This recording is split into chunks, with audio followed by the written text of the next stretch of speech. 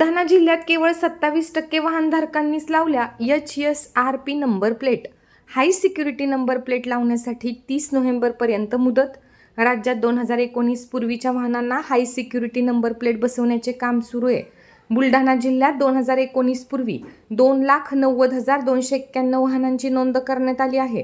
त्यापैकी 27% म्हणजेच 39,234 वाहनधारकांनीच HSRP number plate लावली आहे.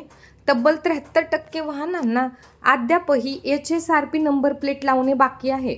सरकारने येत्या 30 नोव्हेंबर 2025 पर्यंत या नंबर प्लेट लावण्यासाठी मुदतवाढ दिली असून त्यानंतर मात्र दंडात्मक कारवाई केली जाणार आहे.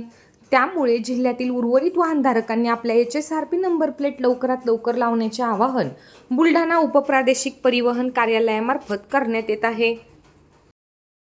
शासन निर्णयाप्रमाणे सर्व नोंदणीकृत वाहनांना HSRP हाय सिक्युरिटी रजिस्ट्रेशन प्लेट लावणं बंधनकारक असून येत्या 30 नोव्हेंबर 2025 पर्यंत सर्व वाहनांना HSRP नंबर प्लेट लावणे बंधनकारक आहे.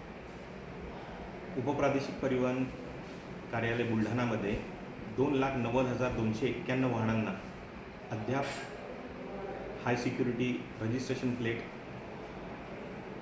लावणं बाकी आहे. गेल्या 3 महिन्यामध्ये आपणाकडे 43,000 ॲप्लिकेशन नोंदणीकृत झाली.